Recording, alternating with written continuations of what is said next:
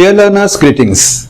Today we are trying to decipher the next part in our stereochemistry lecture series, that is the asymmetric synthesis. Now, in case of asymmetric synthesis, there are so many things we are going to see, but please understand one of the important point, that is the asymmetric synthesis is something, the concept which is similar to that of the racemic mixture formation. Racemic mixture formation or racemization, or we can say the racemic modification. The difference between the racemic modification and that of the asymmetric synthesis, that the basic concept we are going to study. Then we are going to also identify what is the importance of studying this particular asymmetric synthesis concept. Now, there are two different types of the asymmetric synthesis. One is the partial asymmetric synthesis, wherein the two isomers of the same pair, of the same enantiomeric pair which are formed, one is in the major quantity and other is in the minor quantity, that also we are going to discuss. Thereafter, we will try to decipher the absolute synthesis, absolute asymmetric synthesis, wherein the enantiomeric purity or the pure enantiomer, or only one type of the enantiomer, that we are going to synthesize by this method, that is the absolute synthesis. And after that, certain stereoselective reactions, wherein the in the reaction the end products which are formed, they are the selective in nature. So that is the stereoselective reactions we are going to identify. And lastly, the stereospecific reaction, wherein the specific enantiomer or the specific diastereomer give the specific compound, that is the something which is related to the reactant. So these are the various things what we are going to study in the asymmetric synthesis. Basic concept and importance, partial synthesis, absolute synthesis, stereochemical reactions, and the stereoselective reaction and the stereospecific reaction. Now, the next important thing is the asymmetric synthesis. Why this is important? Now, first thing is, asymmetric synthesis is the synthesis of the enantiomer. Please understand, synthesis of the enantiomers in pair. Okay, in pair. However, they are not equimolecular. In the racemic modification, we used to synthesize the compound.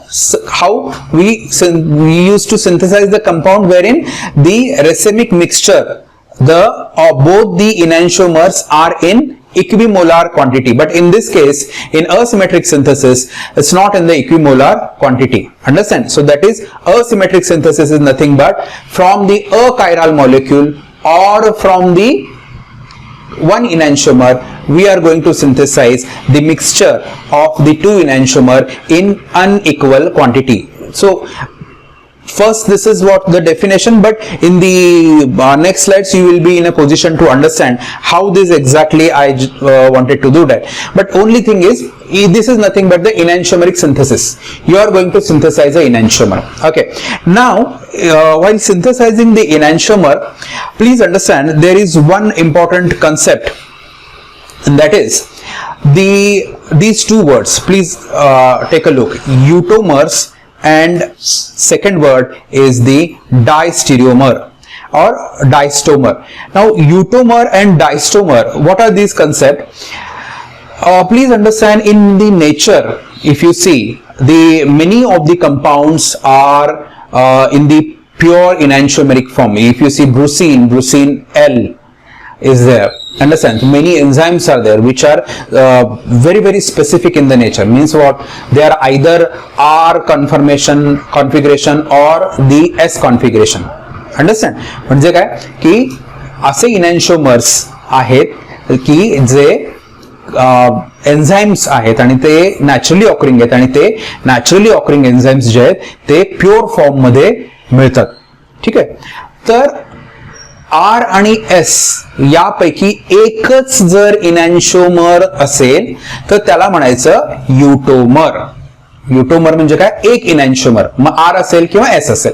आणि डायस्टोमर मध्ये कसं असतं की दोन्ही इनॅन्शिओमर्स present आहेत. ठीक आहे. आता इथे तुमच्या पुढे मी काही एक्झाम्पल्स दिलेले आहेत, त्याच्यामध्ये तुमच्या लक्षात येईल की पहिलं पहा, थॅलिडोमाइड हे एक ड्रग आहे. थॅलिडोमाइडचा जर R इनॅन्शिओमर मी घेतला तर मॉर्निंग सिकनेस मध्ये त्याचा उपयोग करता येऊ शकतो. पण याच थॅलिडोमाइडचा S इनॅन्शिओमर मात्र टेरॅटोजेनिक ऍक्टिव्हिटी दाखवतात. म्हणजे जे ड्रग्स तुम्ही यूज करणार आहात, टेरॅटोजेनिसिटी जर आपल्याला अवॉइड करायची असेल तर आपल्याला काय करावं लागणार, फक्त R इनॅन्शिओमरच सिंथेसिस करावं लागणार आहे. आणखीन एखादं एक्झाम्पल बघूयात. याच्यामध्ये पहा, second example ibuprofen. Analgesic activity आहे, पण याची एनाल्जेसिक ऍक्टिव्हिटी सुद्धा R इनॅन्शिओमर असेल तर तो स्लो ऍक्टिंग आहे, व्हाईल S इनॅन्शिओमर मात्र फास्ट ऍक्टिंग आहे. म्हणजे जर मला आयबुप्रोफेनचं सिंथेसिस करायचं असेल तर मी R इनॅन्शिओमर का सिंथेसिस करणार, S इनॅन्शिओमर सिंथेसिस करेन. किंवा जर R आणि S हे दोन्ही माझ्याकडे अवेलेबल असतील इन दी फॉर्म ऑफ रेसेमेट, तर त्याच्यापासून मी R इनॅन्शिओमरच्या ऐवजी फक्त S इनॅन्शिओमर एक्स्ट्रॅक्ट करणार. लक्षात येते का, रिझोल्युशन करताना आपण फक्त एसच घेणार. म्हणजे असिमेट्रिक सिंथेसिस याचा अर्थ काय की असं सिंथेसिस मला करायचं आहे की ज्याच्यामध्ये R आणि S जर मी आयबुप्रोफेन तयार करत असेल तर त्याच्यामध्ये S प्रिडॉमिनंटली तयार होणारा मेजॉरिटी प्रोडक्ट देणार आहे अशीच रिएक्शन मी फाइंड आउट करणार. That would be the asymmetric synthesis of ibuprofen. लक्षात येते. आणखीन काही एक्झाम्पल बघा. आणखीन एक एक्झाम्पल आहे प्रोझॅक आहे. प्रोझॅकचा R इनॅन्शिओमर जे आहे तो anti depressant in the nature आहे. Understand. However S इनॅन्शिओमर helps against दी मायग्रेन. म्हणजे हे इनॅन्शिओमर्स किती इम्पॉर्टंट आहेत आपण लेक्चरच्या सिरीज मध्ये बघवत होतो की या इनॅन्शिओमर मधला एक इनॅन्शिओमर जो आहे तो इम्पॉर्टंट दाखवते, म्हणजे काय ऍक्टिव्हिटी दाखवतं आणि दुसरी ऍक्टिव्हिटी दाखवत नाही. किंवा एक इनॅन्शिओमर ऍक्टिव्हिटी दाखवतो आणि दुसरी ती ऍडव्हर्स इफेक्ट दाखवतं, जसं आपण थॅलिडोमाइड मध्ये बघितलं.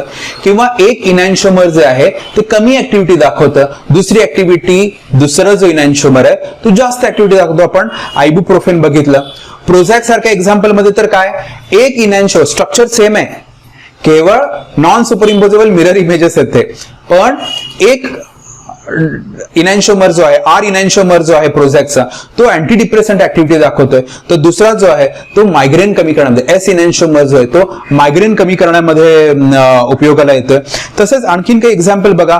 नॅप्रोक्झेन आहे, तर R इनॅन्शिओमर मध्ये liver poison, it is acting as a poisonous to liver, while S enantiomer is arthritis treatment मध्ये आपण हा नॅप्रोक्झेन वापरणार आहे. म्हणजे याचा अर्थ काय, R enantiomer we don't want to synthesize. Asymmetric synthesis कोणाचं करायला पाहिजे तर फक्त S इनॅन्शिओमरच.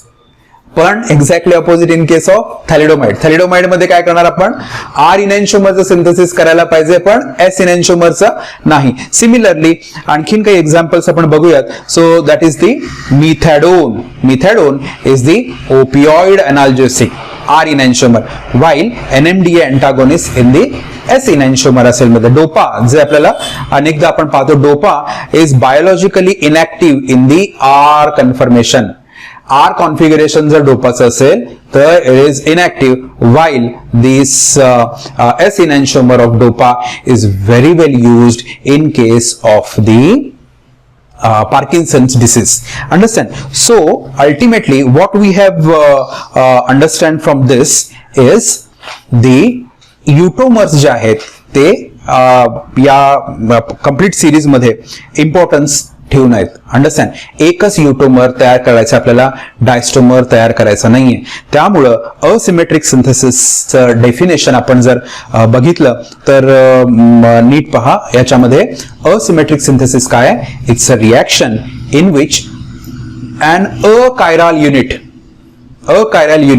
in a substrate, a molecule is converted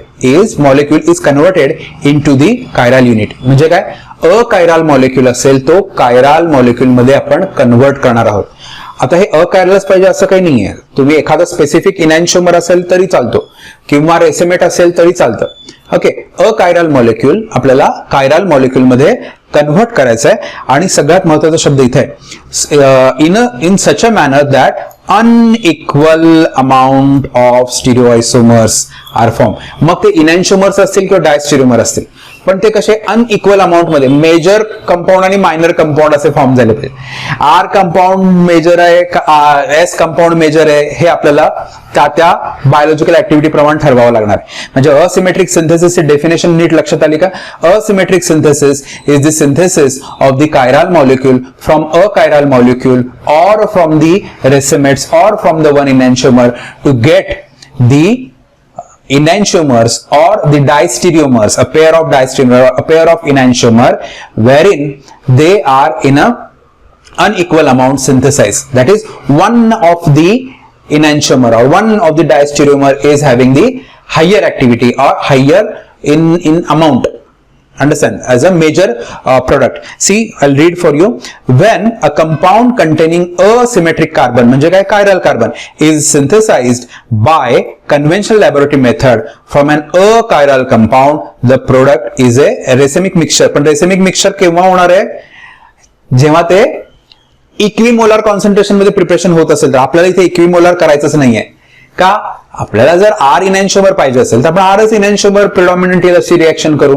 such इनॅन्शिओमर पाहिजे असेल तर एसच प्रिडॉमिनंटली विल अशी रिएक्शन करू. Understand? If such synthesis carried out under chiral influence, only one of the optically active isomer will be formed preferentially over the other. मला काय या वाक्यामध्ये काय म्हणायचं की सिमेट्रिक एन्व्हायरमेंट न घेता ही रिएक्शन करत असताना काही असे कायरल सॉल्व्हंट वापरा किंवा कायरल रिएजंट्स वापरा किंवा कायरल कॅटलिस्ट वापरा किंवा कायरल ऑक्झिलरी एजंट्स वापरा. म्हणजे असिमेट्रिक एन्व्हायरमेंट फाइंड आउट करा आणि त्याच्यातून अल्टिमेटली तुम्हाला असिमेट्रिक सिंथेसाइज मॉलिक्यूल हा आपल्याला करायचा. म्हणजे इन शॉर्ट असिमेट्रिक सिंथेसिस मध्ये आपण एवढंच लक्षात ठेवणार आहोत की अकायरल पासून कायरल मॉलिक्यूल इनॅन्शिओमरचा पेअर किंवा डायस्टेरिओमरचा पेअर, पण one of the product predominant state मध्ये असतो. दोन्ही हे अनइक्वल अमाउंट मध्ये त्या ठिकाणी सिंथेसाइज होतात. So this is the asymmetric synthesis. Now the first asymmetric synthesis, जे asymmetric synthesis आहे दोन पद्धतीचे आहेत. पार्शल asymmetric synthesis आणि ऍब्सोल्यूट. पार्शल म्हणजे काय? पार्शल पार्ट मध्ये बघा. आता याच्यामध्ये तुम्हाला इथे या रिएक्शन मध्ये लक्षात येईल, ही रिएक्शन जर तुम्ही बघितली तर the first compound, this particular compound is the racemate arabinose. Racemic mixture हा अरॅबिनोज आणि HCN. ओके, हायड्रोसायनाइड बरोबर रिएक्शन झाल्यानंतर you are going to get a new chiral center. हा नवीन कायरल सेंटर जिथे मी सर्कल केलेला आहे, this is a new chiral center बनतोय आपण. आणि जो कंपाऊंड बनतो, so that compound we call it as a mannonitrile. Understand? हा जो मॅनोनायट्राइल्स आहे तो मेजर प्रोडक्ट म्हणून सिंथेसाइज होतो आणि ग्लुकोनोनायट्राइल जो आहे तो मायनर प्रोडक्ट म्हणून सिंथेसिस होतो. म्हणजे दोन तीन गोष्टी आपण ज्या बघितल्या त्याच आपण इथे रिपीट होतात. म्हणजे काय? हे स्टार्टिंग कंपाऊंड आयदर तुमचं रेसेमिक मिक्सचर असेल किंवा तुमचं ते अकायरल कंपाऊंड असेल आणि त्याच्यापासून कायरल कंपाऊंड बनणार आहेत, जसे इथे बनलेले आहेत कायरल कंपाऊंड बनणार आहेत. आणि हे जे कायरल कंपाऊंड असणार आहेत त्याच्यामध्ये एक मेजर कंपाऊंड असणार आहे जो मॅनोनायट्राइल आहे, तो मेजर कंपाऊंड आहे आणि जो अदर आहे तो मायनर कंपाऊंड. आणि मग नंतर मग तुम्ही रेसेमिक रिझोल्युशन जे मॉडिफिकेशनचे आपण रिझोल्युशन करतो त्या रिझोल्युशन मेथडनी खूप साऱ्या मेथड्स आहेत, ते आपण पुढच्या लेक्चरमध्ये बघणार आहे. तर त्या वन ऑफ द मेथडनी आपण जे आहे ते सेपरेट करून घेणार आहे आणि हा मेजर कंपाऊंड जो आहे तो आपल्याला ड्रग म्हणून किंवा यूज करणार आहे. सिमिलरली आणखीन एक एक्झाम्पल आहे पहा. This is a pyruvic acid. Pyruvic acid reductase enzyme वापरला. नाव this is again reductase enzyme. Enzymes are optically pure, means they are pure enantiomers. Understand. आणि मग असिमेट्रिक एन्व्हायरमेंट मध्ये याचं जे आहे पासून लॅक्टिक ऍसिड फॉर्मेशन होतं, पण पायरुविक ऍसिडचं रिडक्शन झाल्यानंतर रिडक्टेज एन्झाईम बरोबर you are getting the L lactic acid, levo rotatory. Understand? It rotates the plane polarized light to the left side. Understand? This is what partial synthesis. Even fumaric acid है. Fumaric acid fumarase enzyme अपना. Fumarase enzyme again enzyme है, optically pure है. Understand? आणि या fumarase पासून you are going to get malic acid. आणि हे जे malic acid तयार होणार आहे, malic इथे पहा, इथे डबल बॉन्ड आहे आणि हा converted into the single bond. So this is the malic acid, which is also the S enantiomer. So these type of the synthesis we call it as the partial asymmetric synthesis. Partial asymmetric synthesis नंतर absolute asymmetric synthesis. Absolute asymmetric synthesis मध्ये मी तुम्हाला म्हणालो की याच्यामध्ये एक particular compound जो आहे तो predominantly फॉर्म होतो. तिथे partial मध्ये कसं दोन्ही तयार व्हायचे, प्लस पण व्हायचा मायनस पण व्हायचा, आर एस दोन्ही व्हायचं, पण याच्यामध्ये कसं एकच प्रिडॉमिनंटली तयार होतो. आता if you see this particular compound हा रेसेमिक फॉर्म मध्ये आपण घेणार आहेत. काय हे अझिडो प्रोपिओनिक ऍसिडचा डेरिव्हेटिव्ह आहे, डायमिथाइलामाइड आहे हा. ठीक आहे, तर याचं ब्रोमिनेशन करायचं. ब्रोमिनेशन बरोबर हे सगळ्यात महत्वाचं आहे, विसरू नका, right circularly polarized light. See, right circularly polarized light when bombarded or irradiated. हा जो तुमचा स्टार्टिंग कंपाऊंड दिसतोय तुम्हाला, स्टार्टिंग कंपाऊंड रेसेमिक फॉर्म आहे अझिडो प्रोपिओनिक डायमिथाइल कंपाऊंड. याच्यावर जर मी इरॅडिएट केलं म्हणजे काय, रेस पाठवले. कुठले रेस पाठवले? राईट सर्क्युलरली पोलराइज्ड, म्हणजे मोनोक्रोमॅटिक लाईट आहे आणि ती कशी पाहिजे आपल्याला, right circularly polarized light. Optical isomerism मध्ये आपण बघितलेलं आहे. Right circularly polarized light when irradiated on the this azido propionic dimethyl compound, you are going to get the compound which is the see this is the plus form. Dextro form मध्ये हा pure इनॅन्शियोमर तुम्हाला इथे मिळेल. काय reaction झालेली आहे? Reaction काही वेगळी नाहीये. You know that this is CH double bond CH unsaturation आहे आणि या अनसॅच्युरेशनलाच you are getting this CHBr. Unsaturation मध्ये ब्रोमिनचे ऍडिशन झालेलं आहे.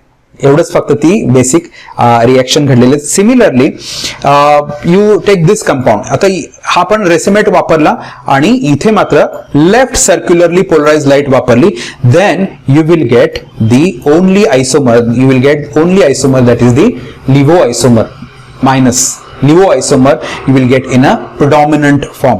Even in case of the ethyl fumarate, hydrogen peroxide and ether, and you are using left circularly polarized light. Left circularly polarized light when irradiated on the ethyl fumarate, you are going to get this particular compound. Tartaric acid derivative है diethyl tartaric acid. हे COH असतं तर tartaric acid आणि त्याच्यावर हा C2H6 आहे, H5 आहे. So that would be your diethyl tartaric acid. So diethyl tartaric acid in the LIVO form minus will be in the predominant form. म्हणजे याच्यामध्ये तुमच्या लक्षात आलं की जे काही आपण ऍब्सोल्यूट सिंथेसिस बघतोय, या प्रत्येक ऍब्सोल्यूट सिंथेसिस मध्ये एक पर्टिक्युलर कंपाऊंड जो आहे तो तुम्हाला मेजर कंपाऊंड म्हणून या ऍब्सोल्यूट सिंथेसिस मध्ये तुम्हाला मिळतोय. अंडरस्टँड? अदर फॉर्म नाही पण वन फॉर्म मिळतो आणि असिमेट्रिक एन्व्हायरमेंट मध्ये हे सगळं काही जे आहे ते घडते. Understand? So this is the another absolute asymmetric synthesis. याच्यामध्ये देखील हे का मी इथे मेन्शन करतोय त्याचं कारण असं की जे स्टार्टिंग कंपाऊंड आहे इट्स नॉट नेसेसरी की तुम्ही अकायरलच घ्यायचंय किंवा रेसेमेटच घ्यायचंय. आता इथे तर हा प्लेन लिव्हो रोटेटरी कंपाऊंड आहे. You will get the new asymmetric center when the aluminum amalgam in the presence of aluminum amalgam, and you are going to get the mandelic acid. आणि हे जे mandelic acid असणार आहे ते S form जे mandelic acid जे मिळतं ते लिव्हो रोटेटरी म्हणजे minus form will be in excess to that of the plus isomer. So this is what the absolute synthesis. याच्यामध्ये asymmetric synthesis मध्ये काही गोष्टी I'll just go through it so that you will be in a better position to understand. आता asymmetric synthesis जे काही आपण करणार आहोत, asymmetric synthesis करत असताना मेथड्स कुठल्या आहेत की ह्या चार ज्या आहेत त्या मेजर आहेत. एक तर आहे की रिझोल्युशन मध्ये कसं होतं की तुमचं रेसिमिक मिक्सचर आहे आणि रेसिमिक मिक्सचर मधून ते रिझोल्यूट केलं. ओके, मग याच्यामध्ये कसं आहे, याच्यामध्ये you will have both the enantiomers available आहेत आणि मॅक्झिमम इल्ड किती असणार आहे, 50% असणार आहे. का? कारण रिझोल्युशन जे रेसिमिक मिक्सचरचं करणार आहे त्याच्यामध्ये 50% एक फॉर्म असणार आहे, दुसरा फॉर्म 50% असणार आहे. त्याच्यामुळं या केसमध्ये 50-50%च जे आहे ते तुम्हाला मिळणार आहे. सिंथेसिस ऑफ BiNAP या मेथडने आपण करतो. सेकंड मेथड जी आहे ती कायरल पुल. याच्यामध्ये 100% तुम्हाला ई म्हणजे काय, इनॅन्शिओमेरिक एक्सेस. 100% इनॅन्शिओमेरिक एक्सेस म्हणजे हाय इनॅन्शिओ स्पेसिफिक कंपाऊंड होता. इनॅन्शिओ स्पेसिफिक काय, इनॅन्शिओ सिलेक्टिव्ह काय हे आपण नंतर बघणार आहे. आता सध्या एवढंच लक्षात ठेवा की this is something like the enantiomeric excess, म्हणजे 100% इनॅन्शिओमेरिक एक्सेस पॉसिबल आहे, म्हणजे प्युरिटी आपल्याला याच्यामध्ये पॉसिबल आहे. आणि like this has been said, only one enantiomer is available. Amino acids असतील किंवा शुगर डेरिव्हेटिव्ह सिंथेसिस मध्ये आपण हे कायरल पूल वापरतो. कायरल ऑक्झिलरी हे खूप ठिकाणी वापरलं जातं. सो याही बाबतीमध्ये ई म्हणजे इनॅन्शिओमेरिक एक्सेस जे आहे ते रिक्रिस्टलायझेशननी आपण जे आहे तो एका पर्टिक्युलर इनॅन्शिओमरचा इनॅन्शिओमेरिक एक्सेस हा मिळू शकतो.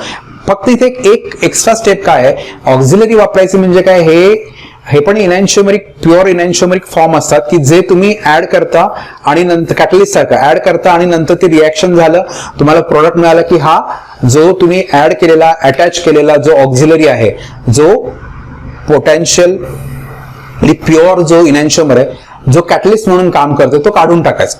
So that is one of the important synthesis oxazolidinone, oxazolidinone हे जे आहे ते या कायरल ऑक्झिलरी नुसार होतं. सिमिलरली हे सेम आहे कायरल कॅटलिस्ट. याही कॅटलिस्ट मध्ये काय आहे, इकॉनॉमिकल आहे, small amount of recyclable materials are use, but thing is only a few reactions are really successful. Recrystallization can improve only already high enantiomeric excess. पण तरी देखील जे हे कायरल ऑक्झिलरी वापरला जातात किंवा कायरल कॅटलिस्ट वापरले जातात त्याच्यामध्ये असिमेट्रिक हायड्रोजनेशन असेल, इपॉक्सिडेशन असेल, डायहायड्रॉक्झिलेशन असेल, यासारख्या वेगळ्या रिॲक्शन्स होऊ शकतात. आणि सिंपल तुम्ही कायरल रिएजंट्स देखील वापरू शकता. कायरल रिएजंट वापरा, कायरल सॉल्व्हंट्स वापरा. ओके, याही बाबतीमध्ये एक्सेस एक इनॅन्शिओमर प्युअर इनॅन्शिओमर मिळू शकतो. Enantiomeric excess e enantiomeric excess possible आहे. पण अगेन याही बाबतीत काय प्रॉब्लेम आहे, only few reagents are successful. Understand? However enzymes असतील किंवा युअर CBS reducing agents असतील, ते these are the examples wherein you can synthesize this asymmetric compound. So this is all about the asymmetric synthesis, ज्याच्यामध्ये आपण दोन part बघितले. One is the partial asymmetric synthesis and second one is the absolute asymmetric synthesis. Partial asymmetric synthesis मध्ये एक major इनॅन्शिओमर तयार होईल आणि दुसरा मायनर आयसोमर तयार होईल. हा मेजर आपल्याला हवा असणार आहे. आणि in case of absolute asymmetric synthesis एकच पर्टिक्युलर कंपाऊंड जो आहे तो प्रिडॉमिनंटली सिंथेसाइज होणार आहे आणि त्याच्यामध्ये हे रिझोल्युशन असेल, कायरल पुल असेल, ऑक्झिलरी असेल, रिएजंट असेल, सॉल्व्हंट असेल किंवा तुम्ही कायरल कॅटलिस्ट जे आहेत ते वापरणार आहोत. So this is all about the asymmetric synthesis, and in the next part of this same lecture we will discuss about the stereoselectivity and the stereospecificity. Thank you.